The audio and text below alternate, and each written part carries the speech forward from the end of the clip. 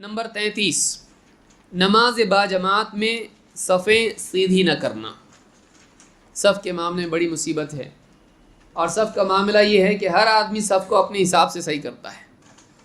صف دیکھی ہوگی آپ نے، صف ٹیڑھی اگر کوئی بول دیں تو ہر آدمی کیا کرتا، تم تھوڑا پیچھے ہو جاؤ، تم تھوڑا آگے ہو جاؤ، یعنی میں کیا ہوں، مرکز ملت ہوں، اور میرے حساب سے باقی سب لوگ کیا ہو جائیں۔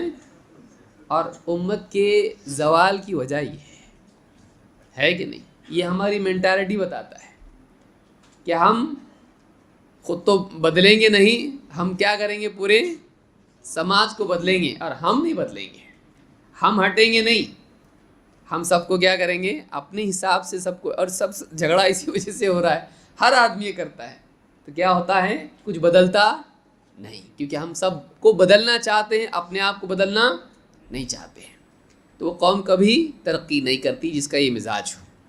وہ قوم ترقی کرتی ہے جو اپنا حساب کرنا جانتی ہو، کہیں میں تو غلط نہیں، کہیں میرے اندر تو کوئی کمی نہیں، کہیں میں تو غلط نہیں سمجھ رہا، کہیں میں تو غلط نہیں جا رہا ہوں۔ جب یہ ذہن ہو تو آدمی اصلاح کو قبول کرتا ہے، نہیں میں صحیح ہوں، یہ سب غلط ہیں، تو یہاں سے مصیبت شروع ہوتی ہے۔ ہاں اگر دلیل کسی کے پاس ہے تو پھر سارے لوگ بھی مخالف ہوں تو کوئی فرق نہیں پڑتا ہے، لیکن بغیر دلیل کے اپنے آپ پر اعتماد کرتے ہوئے اپنی عقل پر اعتماد کرنا یہ صحیح چیز نہیں ہے۔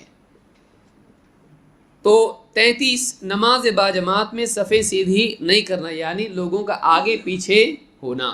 کبھی یہ لاپرواہی کی وجہ سے ہوتا ہے، اور کبھی یہ افضلیت کے جذبات کے ساتھ ہوتا ہے، جیسے پہلے زمانے میں ہوا کرتا تھا کہ اپنا سینہ باہر نکال لیا، تھوڑا سا آگے ہو گیا کہ میں بہتر ہوں، تو آپ صلی اللہ علیہ وسلم نے ڈانٹا مسلمانوں کو کہ ایسا نہیں ہونا چاہیے۔ سب کیا ہونا چاہیے، امیر، غریب، سید، خان یا پٹھان یا جو بھی ہوں، سب کیا ہوں گے، ایک صف میں برابر کھڑے ہوں گے، ایک صف میں برابر۔ اللہ کے رسول صلی اللہ علیہ وسلم فرماتے ہیں لَتُسَوُّنَّ صُفُوفَكُمْ أَوْ لَيُخَالِفَنَّ اللَّهُ بَيْنَ وُجُوهِكُمْ، تم اپنی صفوں کو سیدھا کرو، ورنہ اللہ تعالیٰ تمہارے چہروں میں اختلاف پیدا کر دے گا۔ چہروں سے مراد دلوں میں، اس لیے کہ بعض روایت میں دلوں بھی آیا ہے کہ تم اپنی صفیں سیدھی کرو، اور اگر تم نہیں کرو گے تو اللہ تعالیٰ تمہارے چہروں میں یعنی دلوں میں اختلاف پیدا کر دے گا۔ بعض علماء نے کہا اس سے معلوم ہوتا ہے کہ صفوں کا سیدھا کرنا واجب ہے۔ کیوں؟ اس لیے کہ اگر یہ نہیں کیا جائے گا تو اس کی سزا ملے گی۔ دلوں کا اختلاف، دلوں کا اختلاف خیر نہیں ہے، یہ شر ہے، یہ برائی ہے، تو اس برائی کی سزا ملے گی مسلمانوں کو۔ جو چیز واجب ہوتی ہے اسی کے ترک پر سزا ملتی ہے۔ آپ نے کہیں نہیں کہا کہ مسواک نہیں کرو گے تو سزا ملے گی، مسواک کرنا لازم نہیں ہے، لیکن کوئی لازم چیز آدمی چھوڑتا ہے اس کے بدلے میں سزا ملتی ہے۔ تو معلوم ہوتا ہے کہ صفوں کا سیدھا کرنا کیا ہے، لازم ہے۔ اس سے یہ بھی معلوم ہوتا ہے کہ ظاہری اعمال کا باطن پر اثر پڑتا ہے۔ آدمی کہتا ہے نا، ہم کو مت دیکھو ہم کتنے گناہگار ہیں، ہمارا دل پاک ہے۔ خواتین بھی کیا کہتی ہیں، پردہ نہیں کرتی ہم تو کیا ہوا، ہمارے دل میں ہماری نگاہوں میں پردہ ہے۔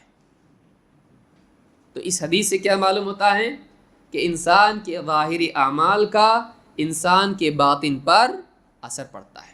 صفیں سیدھی کرنا کیا ہے، ظاہری عمل ہے، اثر کہاں پہ پڑ رہا اس کے اندر، بگاڑ سے دلوں پر ہے، تو مطلب ظاہری اعمال کا دل پر بھی اثر پڑتا ہے۔